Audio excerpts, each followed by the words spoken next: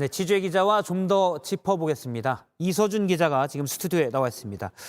이서준 기자, 김성태 전 회장이 대북 송금을 했던 건 이재명 대표의 대선을 염두에 뒀다 이렇게 말을 했는데, 그런데 핵심은 그러면 이재명 대표도 김성태 전 회장이 북한에 돈을 보낸 건 본인의 대선을 염두에 둔 것이다. 이 사실을 알고 있었습니까?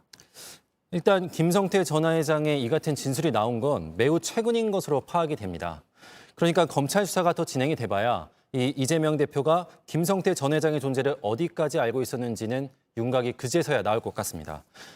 일단 김 전 회장이 이 대표와 관련해 진술은 하기 시작했기 때문에 수사에 큰 변수가 생긴 건 맞습니다. 현재로서는 그러면 김성태 전 회장이 그런 의도를 갖고 있었다. 요거까지는 김 전 회장 입으로 확인은 된 거군요.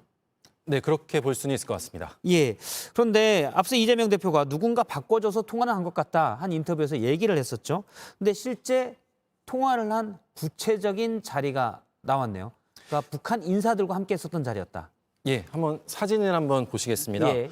2019년 1월 17일 경기도가 중국 선양에서 개최했던 한국 기업 간담회입니다. 이화영 당시 경기도 부지사가 이 자리에 갔다 온 뒤에 경기도에 제출한 출장 보고서에 첨부한 사진인데요. 예. 그런데 기업인은 보시는 것처럼 김성태 전 쌍방울그룹 회장 한 명뿐입니다. 북한 인사도 앉아 있는데요. 예. 사실상 김 전 회장과 북측을 연결해주기 위한 자리로 보입니다.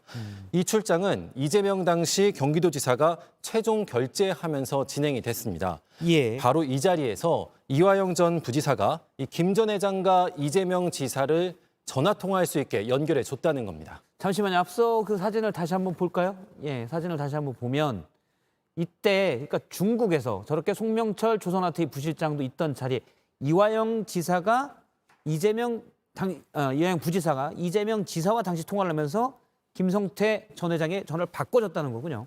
네, 그렇습니다.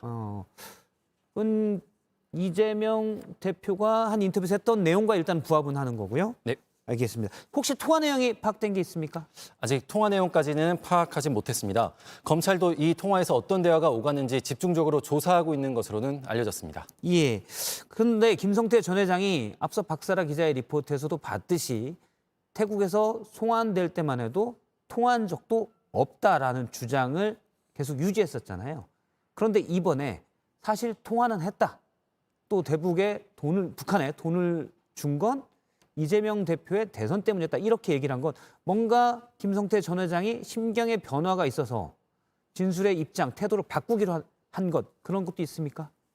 예, 그렇기 때문에 검찰 안팎에서는 이 쌍방울 수사가 유의미한 진전을 보이기 시작했다 이런 말까지 나오고 있습니다. 이 쌍방울 수사는 크게 네 가지 갈래로 나뉘는데요. 예. 모두 김 전 회장이 주도한 의혹들입니다. 그렇기 때문에 김 전 회장의 진술 변화, 태도 변화가 생기면서 이 수사도 뭔가 큰 변화가 생기지 않겠냐는 기대의 목소리 정도는 나오고 있는데요. 김 전 회장은 하지만 변호사비 대납 의혹에 대해서는 그동안 강하게 부인해 왔습니다. 예. 진술 변화가 이 부분까지 이어질지는 계속 지켜봐야 할 것 같습니다. 물론 이 대북 송금과 대북 사업 조사에서 김 전 회장이 이재명 대표와 관련한 진술을 계속 이어간다 할지라도 사실관계가 맞는지는 검증이 필요해 보입니다. 예, 일단 이재명 대표의 얘기는 다르니까요. 알겠습니다. 이서준 기자였습니다. 수고했습니다.